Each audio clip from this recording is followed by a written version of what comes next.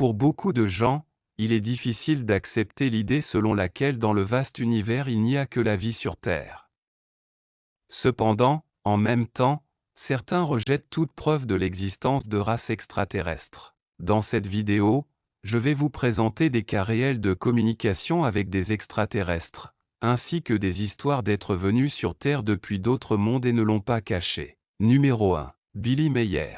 Billy Meier, né en 1937, a grandi comme un enfant ordinaire.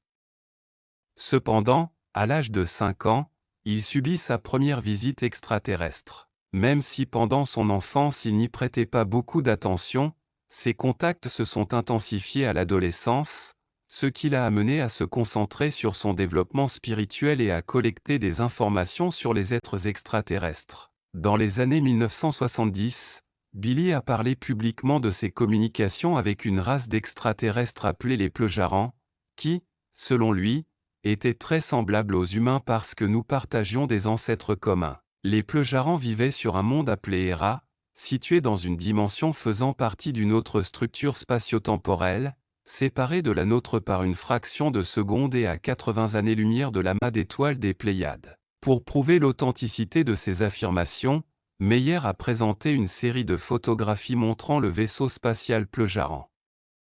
Parmi leurs preuves figuraient également des images d'objets célestes, de la Terre préhistorique et de sa destruction dans le futur. Selon Meier, les Plejaren lui ont non seulement permis de photographier leurs navires, mais l'ont également aidé à voyager à travers le temps et l'espace, au cours duquel il a pris ses photos. Malgré le grand nombre de preuves qu'il a présentées, la plupart des gens ne l'ont pas cru. L'incrédulité s'est renforcée lorsque sa femme, après son divorce, l'a accusé de fraude et de falsification de photos. Numéro 2. Betty et Barney Hill. L'un des cas les plus célèbres de l'histoire de l'ufologie est celui de Betty et Barney Hill. Tout s'est passé le 19 septembre 1961. Cette nuit-là, les Hills revenaient de vacances à Montréal vers leur maison au sud de Lancaster. Betty remarqua un étrange objet lumineux dans le ciel. Au départ, il pensait qu'il s'agissait d'une étoile filante, mais après avoir remarqué que l'objet montait au lieu de descendre, il a suggéré d'arrêter la voiture pour l'observer avec des jumelles. Barney a essayé de la rassurer en lui disant que c'était probablement un avion. Peu de temps après, ils ont remarqué que l'objet semblait les suivre, augmentant progressivement en taille. Finalement, l'objet s'est tellement rapproché de leur voiture qu'ils ont pu voir qu'il ne s'agissait pas d'une sphère, mais d'une soucoupe volante.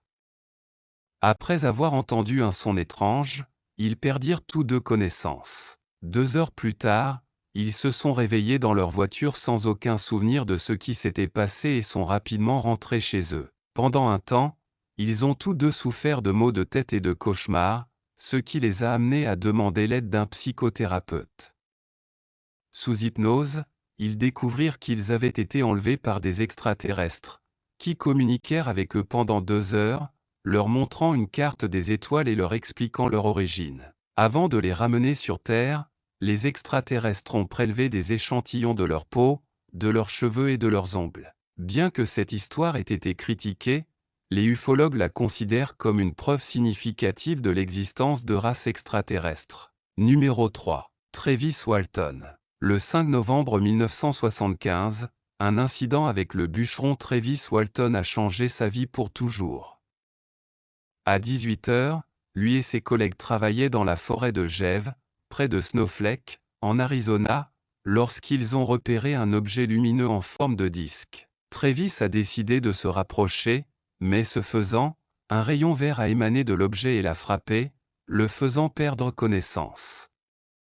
Ses collègues effrayés ont pris la fuite dans leur voiture et ont appelé la police. Lorsque les agents sont arrivés sur les lieux, ils n'ont trouvé ni l'objet en forme de disque ni Travis, ils ont donc arrêté les autres bûcherons pour meurtre présumé. Cependant, un test polygraphique a montré qu'ils disaient la vérité. Quelques jours plus tard, Travis réapparut près de Snowflake. Au début, il ne se souvenait de rien, mais avec le temps, ses souvenirs ont commencé à revenir. Sous hypnose, il rapporta que lors de sa disparition, il s'était retrouvé dans une grande pièce, et qu'en entendant ses cris, 3 petits humanoïdes s'approchèrent de lui. Effrayé, il courut vers une autre pièce qui ressemblait à un planétarium, puis vers une troisième, où un être casqué lui ordonna de s'allonger sur une civière. Un masque a été placé sur son visage et Travis s'est évanoui, sans aucun souvenir de ce qui s'est passé ensuite. Selon Travis, les extraterrestres l'ont emmené à bord de leur vaisseau pour le soigner, après avoir réalisé qu'il l'avait accidentellement blessé. Cette histoire est étonnante, car Travis et ses collègues ont passé le test polygraphique, suggérant qu'ils ne mentaient pas. Numéro 4. Ninel Kulagina. Ninel Kulagina était l'une des femmes les plus célèbres de l'Union soviétique, connue pour ses prétendues capacités extrasensorielles. Son nom a attiré l'attention du public dans les années 1960 grâce à des films en noir et blanc qui documentaient ses capacités extraordinaires, telles que déplacer des objets avec son esprit, dévier des faisceaux laser et affecter les organes internes des animaux. Kulagina a affirmé avoir hérité de ses capacités de sa mère. Ces capacités ont fait grand bruit et de nombreux instituts scientifiques, tant en Union soviétique qu'à l'étranger, ont étudié son cas. Certains pensaient même que Kulagina était le représentant d'une race extraterrestre inconnue. Au fil du temps, des sceptiques sont apparus qui l'ont accusé de fraude, en complicité avec des scientifiques soviétiques.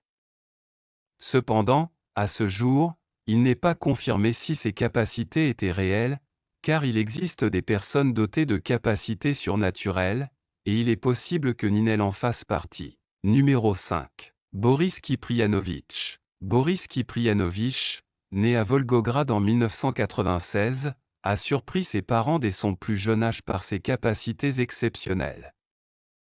À quelques mois, il parlait déjà, et à 18 mois, il lisait et dessinait. Boris prétendait avoir des souvenirs de vies antérieures en tant que pilote martien lors d'une guerre nucléaire. Selon lui, certains martiens ont survécu et se sont réincarnés sur Terre, dont lui-même. Boris estimait que sa mission était d'avertir l'humanité des dangers nucléaires. Bien que son histoire ressemble à de la science-fiction, sa profonde connaissance de l'espace et des civilisations anciennes a surpris même les scientifiques. Après avoir acquis une certaine notoriété, Boris s'est retiré des médias et a choisi de mener une vie tranquille et normale. Numéro 6. Elisabeth Claret. L'histoire d'Elisabeth Claret semble sortir d'un film de science-fiction. Cependant, selon Elisabeth elle-même, tout ce qu'elle a vécu est réel. Son intérêt pour les extraterrestres a commencé à l'âge de 7 ans, après qu'elle et sa sœur aient vu un étrange objet brillant dans le ciel nocturne. À cette époque, il y avait peu d'informations sur les ovnis, ce n'est donc que dans les années 1950 qu'Elisabeth se consacra à l'étude des civilisations extraterrestres. En 1955, Elisabeth a commencé à travailler dans le renseignement et a été envoyée enquêter sur une colline près de Johannesburg, où les habitants apercevaient souvent des lumières mystérieuses. En arrivant sur place, il aperçut un vaisseau spatial en forme de disque avec un dôme central. Cette rencontre marqua le début de sa connexion télépathique avec un être appelé Akon, un scientifique de la planète Meuton. Pendant 1 an et 1 jour, Elisabeth a communiqué par télépathie avec Akon, qui l'a invité à visiter sa planète. Elisabeth a eu l'incroyable opportunité de se rendre à Meuton 3 fois et lors de la dernière visite, elle a donné naissance au fils d'Akon, avant de revenir sur Terre. Bien que son histoire ait fait l'objet de critiques et de ridicule, Elisabeth a toujours soutenu que tout ce qu'elle racontait était vrai. Numéro 7. Le pharaon Akhenaton, également connu sous le nom d'Amenhotep IV, a gouverné l'Égypte de 365 à 1349 avenue Agathon est considéré comme le pharaon le plus mystérieux de tous. Si vous regardez ses sculptures, vous constaterez qu'il avait une apparence atypique par rapport aux autres pharaons. Il n'avait pas l'air d'un homme sévère, fort et puissant, au lieu de cela, il se caractérisait par un aspect doux, une minceur, des hanches s'arrondies féminines et une forme de visage allongé. On ne sait pas si Agathon avait réellement cette apparence androgyne ou s'il voulait simplement être représenté comme une figure combinant à la fois des caractéristiques masculines et féminines. Akhenaton était connu comme l'un des innovateurs religieux les plus influents de l'histoire de l'humanité. Il a transformé l'Égypte en une société monothéiste, abandonnant le culte de nombreux dieux. Le seul dieu pour Agathon était Aton, ou le disque solaire. En son honneur, il construisit la ville d'Amarna. Mais le plus surprenant est qu'Aton ait décrit son lien avec les êtres célestes et se considérait comme l'un d'entre eux. De plus, des recherches récentes menées par des scientifiques ont montré que ce pharaon présentait plusieurs mutations génétiques. Les ufologues pensent qu'il a été soumis à des expériences menées par des extraterrestres. L'Égypte ancienne était entourée de mystères qui restent à ce jour non résolus. Par conséquent, on ne sait pas qui il était réellement, un humain ordinaire ou peut-être un extraterrestre. Numéro 8. L'histoire d'Anodj est vraiment étonnante. Le 30 novembre 1954, alors qu'elle dormait sur son canapé en Alabama, elle fut frappée par une météorite qui s'écrasa sur sa maison. Heureusement, il a survécu avec seulement une contusion de la taille de la météorite. Cet incident a fait d'elle la première personne enregistrée à être touchée par une météorite et à survivre. Le risque d'être touché par une météorite est extrêmement faible, environ 1 sur 1,6 million. En fait, les scientifiques ont suggéré qu'il était plus susceptible d'être frappé simultanément par une tornade, un éclair et un ouragan que par une météorite. Anne a décidé de conserver la météorite et l'a ensuite vendue au musée d'histoire naturelle de l'Alabama en 1955, où elle est toujours exposée aujourd'hui. La radio touchée est également exposée dans le même musée. Numéro 9. L'Égypte ancienne est souvent associée aux civilisations extraterrestres. Il est difficile de croire que des hommes ayant vécu il y a plus de 4500 ans aient pu construire la pyramide de Gizeh, puis toutes les autres pyramides. Beaucoup de gens croient encore que les anciens pharaons ont eu des contacts avec des extraterrestres et qu'ils étaient peut-être eux-mêmes des extraterrestres. Et en voici la confirmation. En 1925, l'archéologue britannique Howard Carter fouillait la tombe du légendaire pharaon égyptien Toutankhamon. À l'intérieur du sarcophage, il trouva non seulement la momie du souverain, mais également de nombreux objets de valeur, dont un poignard. Cet artefact a été étudié par de nombreux experts, mais pendant longtemps ils n'ont pas pu déterminer de quel matériau il était fait. Récemment, des scientifiques japonais de l'université du Tohoku ont finalement réussi à le découvrir. Il s'avère que le matériau à partir duquel le poignard de Toutankhamon a été fabriqué contenait les mêmes éléments que la météorite Karga, découverte en 2000 près d'Alexandrie. Il est probable que le poignard ait été fabriqué à partir de fragments de cette météorite. Cependant, la façon dont les anciens Égyptiens connaissaient la technologie permettant de fabriquer des armes à partir de matériaux météoritiques reste un mystère. Numéro 10. En parlant d'objets tombés du ciel ou fabriqués par des extraterrestres, voici quelques-uns des objets les plus incroyables. La pierre de Roswell. Il s'agit d'un objet mystérieux qui a suscité un grand intérêt et un grand débat parmi les enquêteurs paranormaux, les ufologues et les passionnés d'ovnis.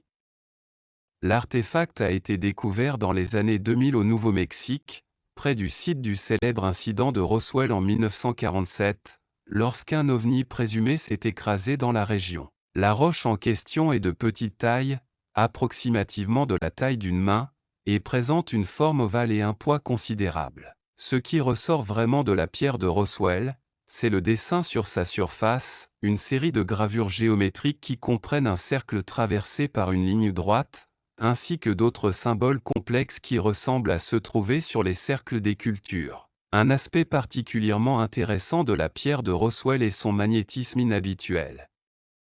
Il a été prouvé que la roche possède des propriétés magnétiques qui ne sont pas communes aux objets de ce type. Certains chercheurs ont souligné que ce magnétisme pourrait être lié à son origine ou à sa fonction possible, bien qu'il n'y ait aucune explication concluante à cet égard. Ces gravures et leur magnétisme ont amené de nombreuses personnes à spéculer sur leur origine extraterrestre, car les dessins semblent trop précis et élaborés pour être l'œuvre de la nature ou de l'homme. De plus, le magnétisme inhabituel de la pierre ajoute une autre couche de mystère à son histoire. Cependant, la communauté scientifique a exprimé son scepticisme quant aux allégations d'origine extraterrestre de la pierre de Roswell. des analyses et des tests en laboratoire ont été effectués pour déterminer sa composition et son origine possible, mais aucune preuve concluante n'a été trouvée pour étayer la théorie selon laquelle la roche proviendrait d'un autre monde. Certaines théories alternatives suggèrent que la pierre pourrait être une œuvre d'art ou un objet fabriqué par l'homme et provenant d'une culture passée. Malgré les controverses, la pierre de Roswell reste un objet d'intérêt tant pour les chercheurs que pour le grand public, et son origine et son objectif restent un mystère non résolu. Numéro 11. Le disque de schiste. Trouvé dans les anciens cimetières de Saqqara, ce disque se distingue par son savoir-faire et ses dimensions exceptionnelles. Mesurant environ 2 à 2 pieds et demi de diamètre, sa conception complexe présente des motifs circulaires concentriques qui ont intrigué les chercheurs, suggérant la possibilité de faire partie d'une technologie ancienne perdue ou d'un dispositif mécanique avancé. Bien que certains suggèrent qu'il aurait pu être utilisé pour diriger l'eau, la disposition de ces 3 lobes ne semble pas étayer cette théorie. Au lieu de cela, il semble avoir fait partie d'un mécanisme de rotation autour d'un axe central. Le savoir-faire du disque est vraiment remarquable, avec de fines lames ou pétales s'étendant du centre, chacun parfaitement formé et disposé symétriquement. Les curieuses marques de brûlure trouvées sur le disque n'ont pas encore été entièrement expliquées, ce qui approfondit le mystère entourant l'artefact. Certains pensent qu'il pourrait s'agir d'un appareil de mesure du temps, d'un instrument astronomique ou d'une machinerie à des fins inconnues.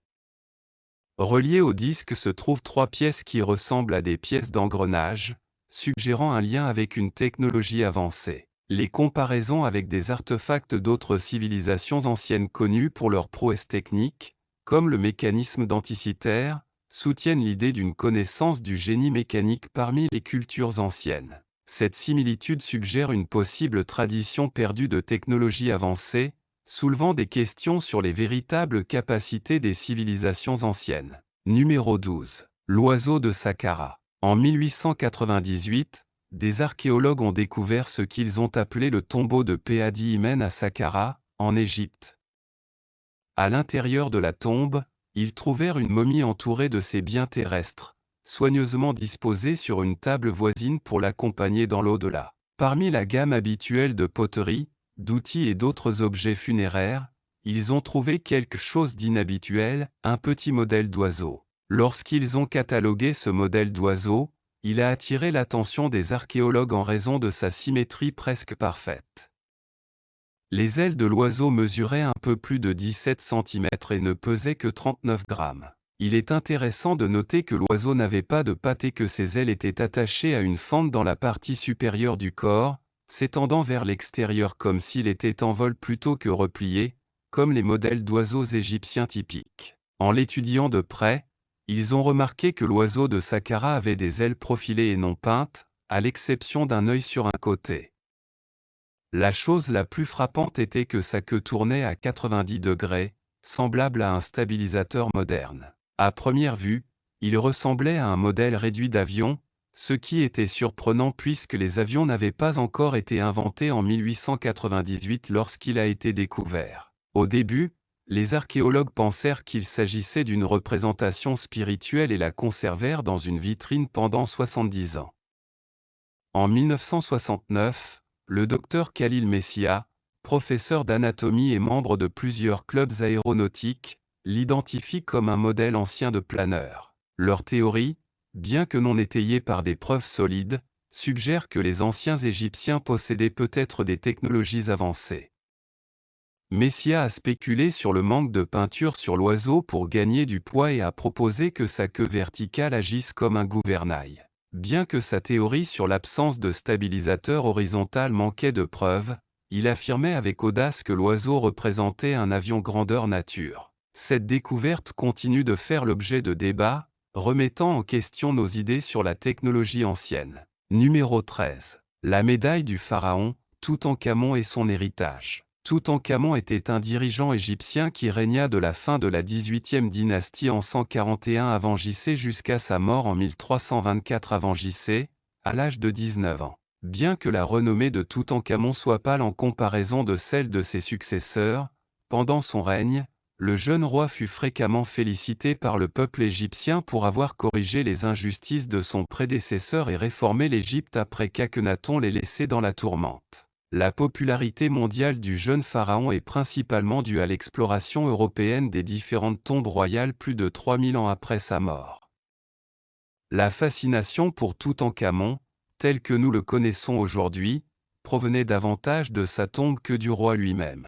Howard Carter, archéologue et égyptologue anglais, a découvert le tombeau de Toutankhamon dans la vallée des rois, à Luxor, en 1922, presque entièrement intact. Ces découvertes ont été importantes pour les archéologues, car elles ont suscité un regain d'intérêt pour l'Égypte ancienne et les merveilles de Luxor, faisant de Howard Carter et de Toutankhamon des noms connus dans le monde entier. Numéro 14. Pierre de jade aux sculptures mystérieuses. Des habitants de la banlieue de Puebla, près de Veracruz, au Mexique, ont trouvé en mars 2017 des pierres de jade avec de mystérieuses sculptures qui semblent représenter des êtres humanoïdes à grosse tête, semblables à des extraterrestres gris.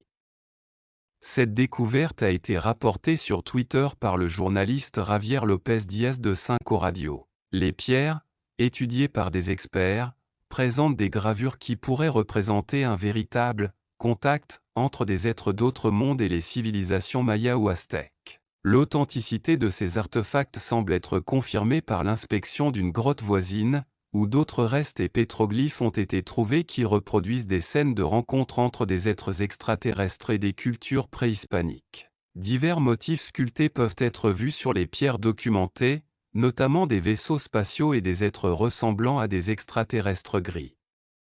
L'une des pierres représente un vaisseau spatial avec un être tenant un objet ovale et un chef préhispanique avec un épi de maïs. Les découvreurs ont appelé ces pierres « pierres de la première rencontre ». Les chercheurs suggèrent que les anciens habitants auraient eu des contacts avec des extraterrestres et l'auraient documenté à travers des gravures rupestres. Hector Pavon, responsable de la sécurité de l'équipe, a déclaré « Ce sont des vaisseaux extraterrestres et surtout, ils nous apprennent que les extraterrestres ont eu des contacts avec les Mayas, dialoguant et échangeant. » Numéro 15. L'obélisque inachevé. Dans les carrières d'Assouan se trouve un obélisque inachevé en granit qui pourrait changer notre vision du monde égyptien antique. Les Égyptiens ont sculpté 3 faces avant de l'abandonner à cause d'une fissure dans le granit. Ce mystère a déconcerté les historiens, qui se demandent comment ces structures ont été sculptées et transportées à partir d'un seul bloc de pierre. Bien qu'il n'ait jamais été achevé, le projet a fourni des informations précieuses sur les techniques de maçonnerie égyptiennes anciennes. Au cours des investigations, des marques d'outils des ouvriers et des lignes colorées marquant l'emplacement des ouvriers ont été découvertes. L'obélisque inachevé n'est que le début d'une grande aventure à travers les âges.